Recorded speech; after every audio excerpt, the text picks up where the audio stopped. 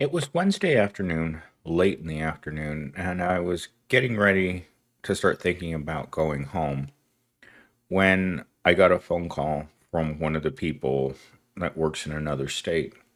And he says to me, Millennial Steam, can you be ready tomorrow to drive to the corporate office? And I said, well, I don't really have a choice when it comes to those kinds of phone calls. I hung up the phone and I messaged the receptionist. She answered very quickly when I messaged her because I can feel her eyes light up, giant eyeballs light up every time she sees my name pop up on her screen. And she tells me, I look forward to seeing you in the morning. It's always very quaint the way she treats me because there's something about her that's both cold, dark, and very mysterious. Because even when I don't come directly to see her, if I pass her just in the hallway, there's a coldness in her eyes that I can't explain. It's always been there from the first day that I met her. The first time I met her, she was sitting on a couch, lounging around, and I had come to collect some equipment, and I didn't know who she was. She looked young, she was thin, very cold, and I assumed she was a hotel employee, but she wasn't. It would take me a couple of months before I would gain enough of a backbone to message her and tell her that I was sorry for the way that I treated her the first time that I met her because she was no different than a person washing the dishes or cleaning up after right next to her. I could not tell any difference whatsoever between a hotel worker and her. And and that was our first meeting.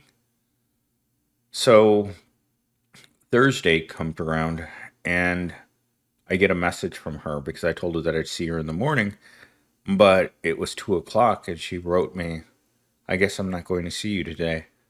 And she wrote question mark. And I wrote her back and I said, I'm sorry, I'm waiting. I'm waiting for one of the other executives to become available.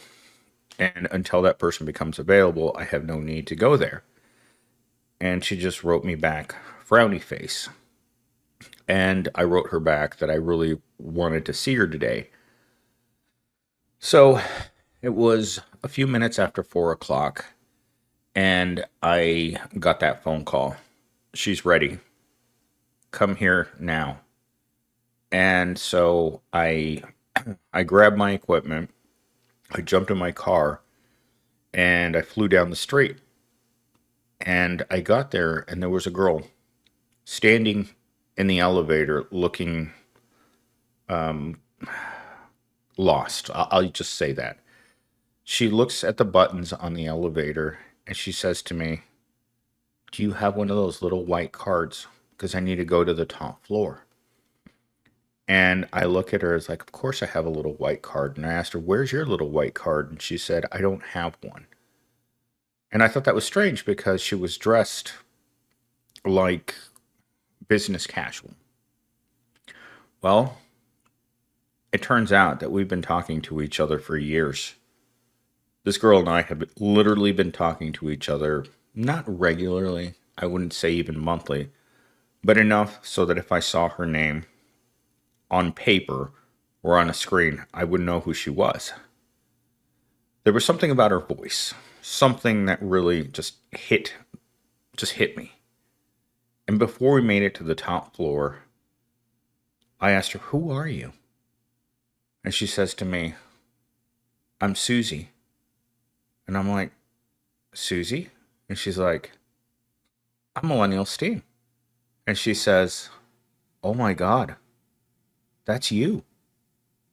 And it was a strange moment because we both came to the realization that we get pretty chatty when we're talking during the day about whatever she messages me. We get, our chat gets friendly. Let's just put it that way. And to meet that person in real life, to look at them, to feel like her eyeballs were definitely giving me some bad signs. And we're walking together across the building, and we get to the middle part of the building. I look into this room. It's filled with executives. She goes down, sits next to one of the top executives, and that executive looks up at me with hard eyes. Hello, millennial steam. And I'm like, how do you remember my name? She gets up, she walks away. I walk over to the next executive. I hand her a piece of equipment. She opens it up, and I tell her, I'll be back. I'm not leaving the building, but I have to go see someone. I walk around the corner with my new sidekick, and she sees the person that she wants to see, another top executive. I walk around, I walk into the receptionist office, and I sit down with her. She's talking to someone on her phone that's placed up against her computer screen. And the second she sees me, it's like she looks at the person in her phone and she says, I have to go now. Closes that call out. I don't know who that person was, but I come in, I sit down right across from her, and she looks down, and we're wearing matching shoes. She looks up at me, she wiggles her toes, and she says to me, I painted my toes to match my outfit today. She wiggles her toes at me, puts her foot up, and shows me her really beautiful toes. Like, her toenails are so small and so well painted, and they're painted like a Ninja Turtle green. But her toenails are perfectly round circles all the way across on both sides. And we start talking, and she starts telling me about how she's going to be in Europe for 2 weeks. And I ask her, how does a receptionist afford a European vacation? And she says to me, because I save every penny. There's no fast food in my life. I buy all my clothes at Goodwill.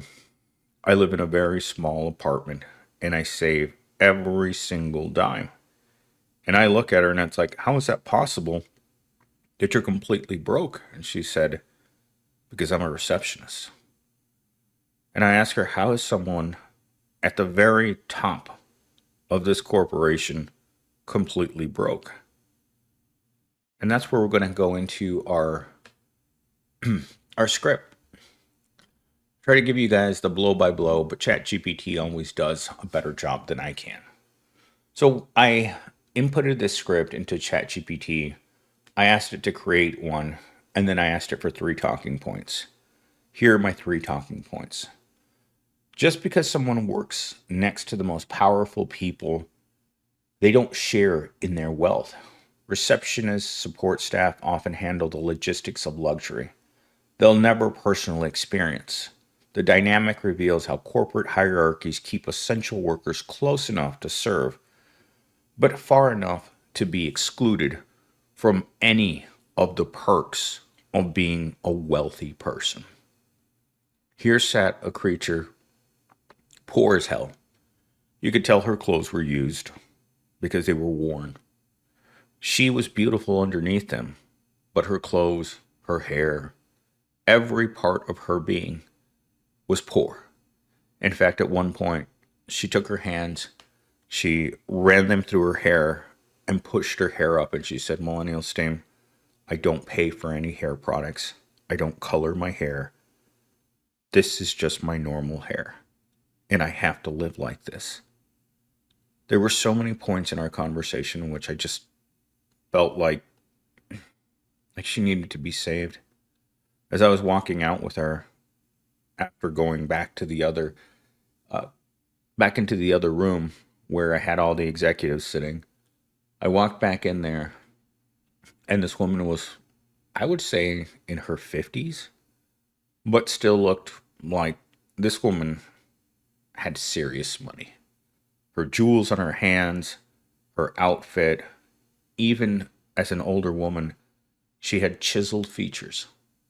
I would consider her, on a scale from 1 to 10, a 10 out of 10, even at her age. She was very delicate. She's a well-spoken. She had a bit of a southern accent. But she looked at me. She'd just messaged me while I was talking to the receptionist, too. And I looked at her as I was talking to the receptionist, and I told her I had to go because they needed me in the other room. But when I walked in, she pushed over her piece of equipment to me and she said, "Fix it." And I, to be 100% honest, the things that she was asking me, I didn't understand because I don't deal with the intricacies of scheduling or understanding the things that they do. It's just not part of my world. So I did everything I could until she was happy. And then I stood up and I said, just call me if you need anything. Little did I know that there would be at least half a dozen messages sitting for me waiting from her the next morning. I walked out of there, I would say a little after 5 o'clock, and it was 5:30 when I got the first message asking me, "Why does this look like this?" The last message I sent her yesterday was, "When you're not traveling, we'll call me and we'll go over this live, right?" Then I walked back to her office and I sat down again with her, and she looked over at 3 boxes and she says, "Millennial Stain, I want you to come back tomorrow, even though I'm not going to be here, and I want you to fix this, this, and this. I want this over there, and I want this over here, and you'll do it for me, right?" And I'm like, "Did I ever have a choice?" And she says, "Of course not. You never have a choice." When she points at something and tells me to do something, it feels very strange. It's not like she's ordering me to do it, but she's not exactly asking me to do it either. It's more of an understood tone of voice. "Millennial Steve, you're like me. You don't have a voice. You're invisible to everyone around you, just like me. You do what I tell you because that's what you're supposed to do." In the same way that she has to do everything that she does, her, how do I put this? Her telling me to do it was her power in her position. Because she had already tried to take something out of a box. There was something half out of a box. And I could tell she'd just given up on it. Like it was too complicated, too heavy. Not exactly what she wanted to do, but she tried. And that's the thing about people like this, is that they may try doing something, but at the end of the day, they realize that there's going to be somebody that can do things better than they can. Talking point number 2. When she said I don't exist in their world, she wasn't exaggerating. Many corporate workers become part of the furniture, expected to perform flawlessly, remain cheerful, and never ask for more. This reinforces invisibility. It's how the system maintains power imbalances without confrontation. That's exactly how I felt. There was no confrontation. She pointed, and I did, the same way that her own boss points, says, and she does. We do the things that we do because that's why we go to work. No one really outlines what I'm supposed to be doing at work on any given day. You just do it. When I come into work, I have no idea what I'm going to do. Like Thursday, despite having to drive up there to see her, it was a day that was so busy, so insanely busy, that I found myself juggling 4 or 5 things simultaneously. Same thing happened yesterday. I came back from building what she asked me to build, only to find that I have 5 people asking me for help simultaneously. And I didn't know what to do. I was literally going crazy at my desk because I didn't know where to start. All of these people were pulling me in 5 different directions, and none of them could possibly understand how much stress I was under because it was happening simultaneously. And this is what's the most difficult part about my job, is that sometimes the system, downtown, doesn't care if you're tired. It doesn't care if you stressed out of your mind. It doesn't care if you're anxious. It doesn't care about anything. In fact, the other day I was talking to one of my work besties, and she stops the conversation. She says, "Millennial Steam, I want to get nosy." And she starts asking me about how much money I make, how much money I pay for rent. And before that conversation ended, she as well was preparing to go on vacation. And when I asked her, how can someone who makes as little money as you do afford to go on vacation? And she said nearly the identical thing to me that the receptionist said. I save every penny I can because I know she's broke. She sent me pictures of where she lives, and she doesn't live in the best part of town. She actually lives in a pretty bad part of town. It's actually close to my office too, but it's not a part of Phoenix that you'd want to live in. It's the place she has to live in. A few days before we started talking about all the part-time jobs she's had.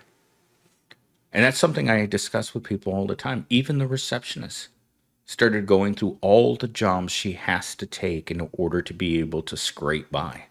From dog walking to delivering food to working at a fast food place. These people are scraping by. Yet they're incredibly valuable tools to Pound Town. And yet these women are single and these women are busy.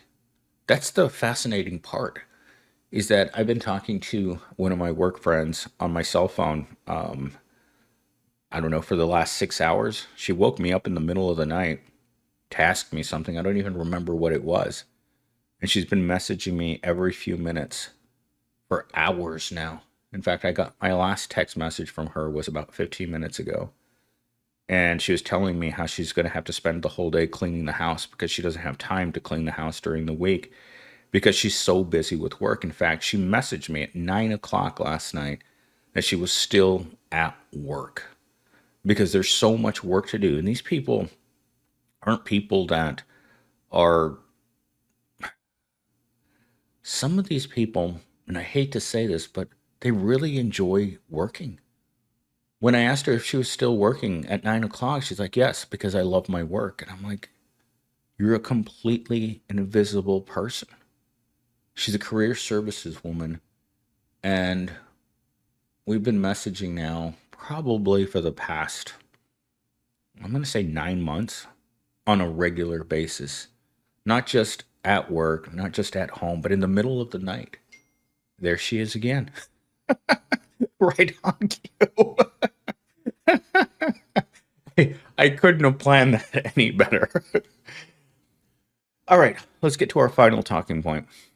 Painting her toenails to match the outfit, wearing the right shoes, smiling on FaceTime, these tiny acts of professionalism and beauty are emotional labor, unpaid, unnoticed, and expected. Women in particular are told to look the part in the workplace that never planned to promote them. For my thoughts return to her toenails because we spent 5 minutes talking about her toes. She's really, really proud of the way that her toes look. And I've often wondered whether or not she paints her toenails because she knows that I'm coming over to see her. Because I remember the first time that I was sitting under her desk, staring right at her toes, and she was just working away on the computer, but I was sitting, I would say, no more than a foot away because I was repairing something. And I was staring right at her feet, and I had to go back to my office to get some more tools. And I came back after lunch, and she had changed the color of her toenail polish, which was really strange because I remember it being a light gray, and I came back and it was a deep burgundy. And there's been a couple of times where she'll look down at her toes and then she'll look up at me. And I'm like, what does this mean? Like, I'm not good with women. In fact, yesterday, she asked me this question. We were sitting in her office and she starts asking me about my house. I don't know how this question came up or why she wanted to know, but she asked me about my bedroom. She asked me, Millennial Stam, how many nightstands do you have? No one's ever asked me that question my entire life. How many nightstands do you have? And I told her I bought one when I moved into this new apartment. And she says to me, Millennial Stam, we're going to have to change that because you need another one. I want another nightstand in your room. And I asked her why. I live alone. I've been single pretty much my whole life. And she says, you need another nightstand just in case. And I'm like, is this really happening? Is she literally asking me to buy a nightstand because she wants me to have another one? Because she thinks I need it? It was a very awkward way of ending our conversation. But that's how it ended. I walked out of her office and we're leaving the building, and I'm walking with another girl, the girl that I met in the elevator for the first time. We stand at the elevator together and she rushes past us. She wasn't going to take the elevator. She's one of those people that doesn't ride elevators. And I didn't know it until that exact moment when she looked at the elevator, was terrified, and ran towards the stairs.